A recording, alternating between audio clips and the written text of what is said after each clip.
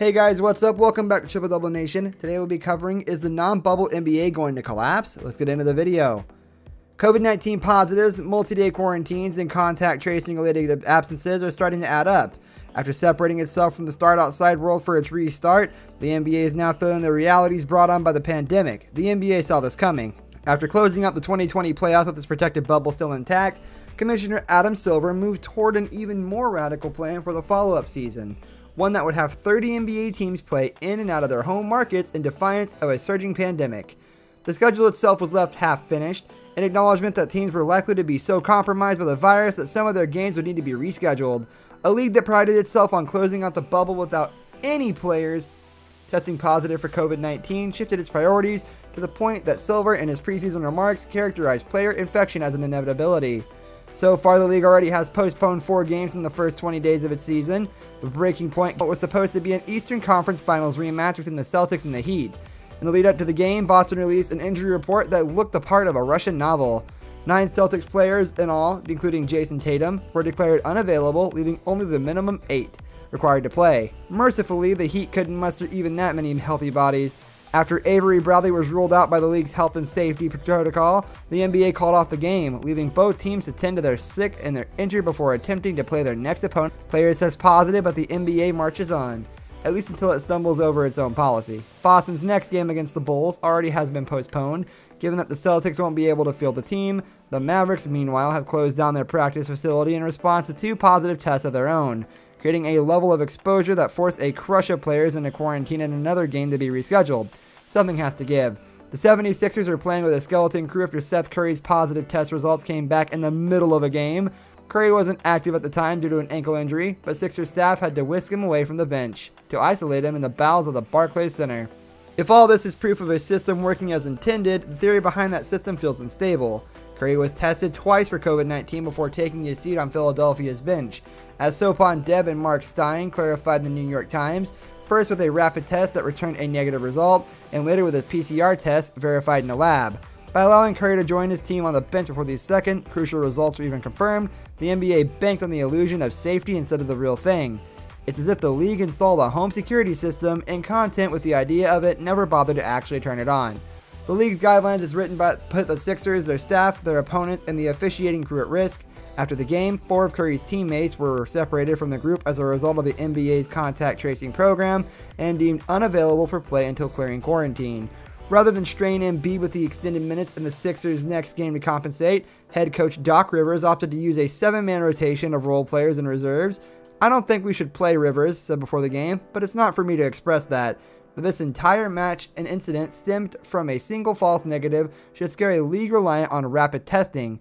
If the NBA is going to exist outside a bubble, it has to at least have enough overlapping precautions in place to imitate the basic shape of one."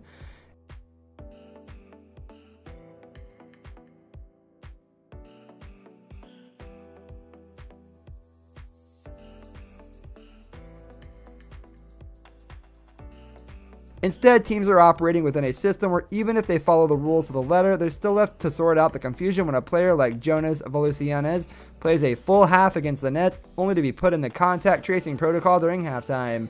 "As soon as we got notification and conversation with the league, we had to pull him from the game out of an abundance of caution and put him into the health and safety protocol," Grizzlies coach Taylor Jenkins said.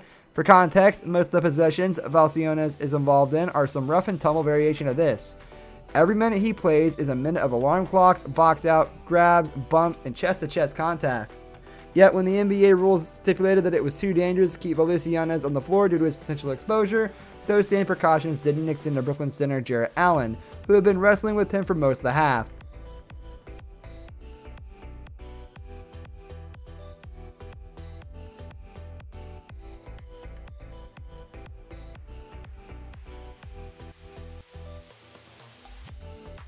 Part of that reasoning can be explained by Gary Washburn of the Boston Globe. According to the league's research by medical experts, it's nearly impossible to pass the virus during an NBA game because according to the Centers for Disease Control's website, transmission risk is with an individual who has had close contact within 6 feet for a total of 15 minutes or more. The league studies contend, per Washburn, that players are not in the CDC's definition of close contact for remotely close to 15 minutes during a game.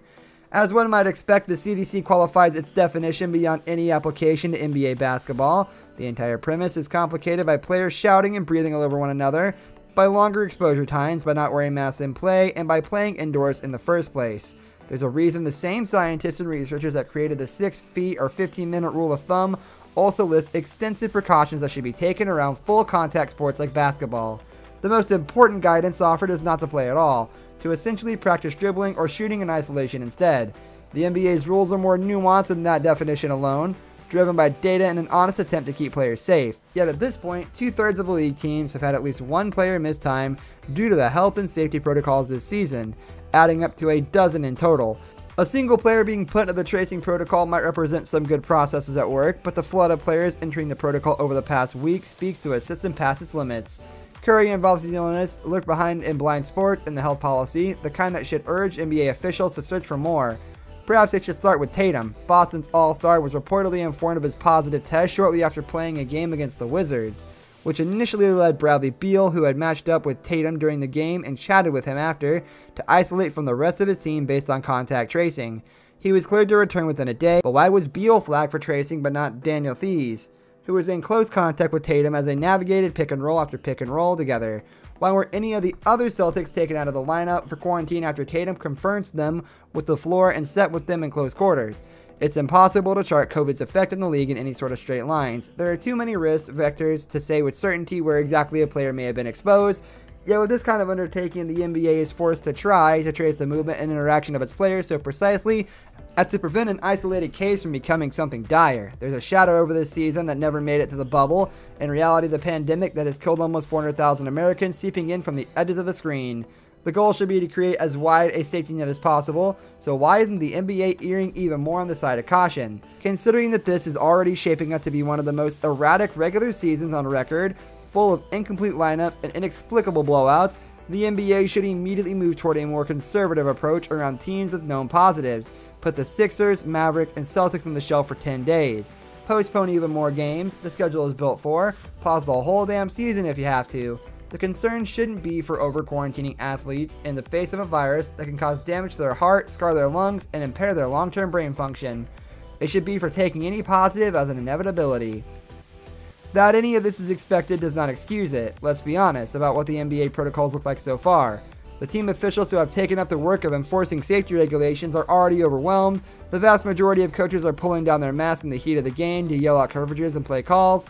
The bench area has been spaced out into 2 rows for the safety of distance, but players on most teams just leave that area to stand together in the corner or lean together on their ad boards that now sit in front of the bench. Enough players have been put into contact tracing to highlight their risk of exposure, but not so many as to keep them fully safe. The NBA's guidelines are thorough, detailing not only explicit steps for a player to return to the lineup after testing positive, but best practices for facility sanitation and regulations for traveling parties. The deeper we go, however, in attempting to stitch up every gap in the NBA's health policy, the closer we're drawn to the larger truth that the league would rather not admit. Without the shelter of the bubble, there is no set of rules that can make the basketball safe. That's going to do it for today's video, guys. Thank you for watching. If you enjoyed the video, leave a like on the video, and don't forget to subscribe to our channel. I'll catch you next time. Goodbye.